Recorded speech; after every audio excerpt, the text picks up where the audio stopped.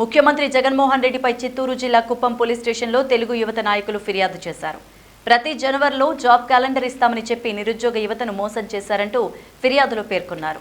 చదువుకున్న యువతకు ఉద్యోగాలు లేక జీవితాలు నాశనమవుతున్నాయని, గంజాయి, మత్తు పదార్థాలకు బానిసలవుతున్నారని ఆవేదన వెలుబుచ్చారు.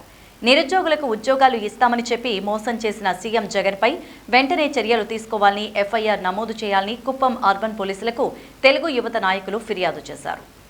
తర్వాత యువతకు జరుగుతున్న మోసాల మీద ప్రెస్ మీట్ అరేంజ్ చేసి ఆ మోసాలని కూడా వివరించిన ఉద్దేశంతోనే ఈరోజు ప్రెస్ మీట్ ఏర్పాటు చేశాము.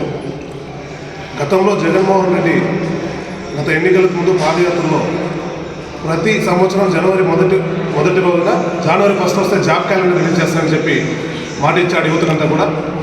కానీ 2020, 21, 22, 23, 24 5 సంవత్సరాలు క్యాలెండర్లో డేట్లు మారినాయి తప్పిస్తే జాబ్ క్యాలెండర్ ఇచ్చిన పాపాన పోలేదు.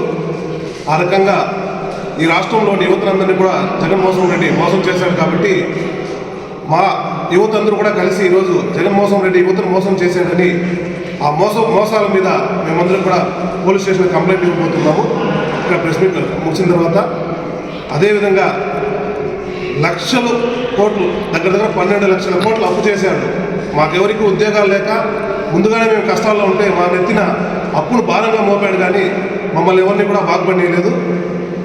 మరీ ముఖ్యంగా బట్టలు నొక్కడం తప్పిస్తే ఈ రాష్ట్రంలో అభివృద్ధి కానీ ఇండస్ట్రీలు తీసుకొచ్చి అభివృద్ధి చేసిన పాపాన పోలేదు, మాకు ఉద్యోగాలు ఇచ్చిన పాపాన పోలేదు.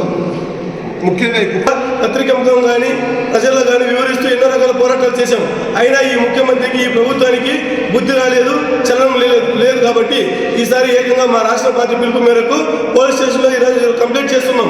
మాకు మాట ఇచ్చి మోసం చేశాం కాబట్టి ఈ మోసం చేసినటువంటి జగన్మోహన్ రెడ్డి మీద కేసు కట్టాలని చెప్పి ఈరోజు కుప్పం పోలీస్ స్టేషన్లో మేము తెలుగు తరఫున కూడా ఫిర్యాదు చేస్తున్నాం.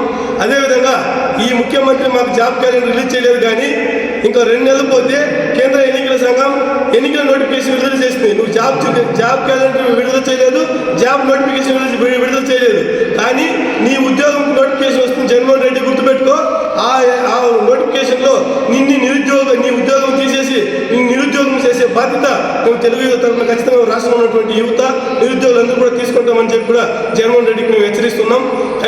కనీసం ఇప్పటికైనా బుద్ధి తెచ్చుకొని ఇంక ఉన్న ఈ 2-3 నెలల్లో అయినా మీకు ఇచ్చిన మాట ప్రకారం 2,30,000 ఉద్యోగాలు భర్తీ చేయాలి.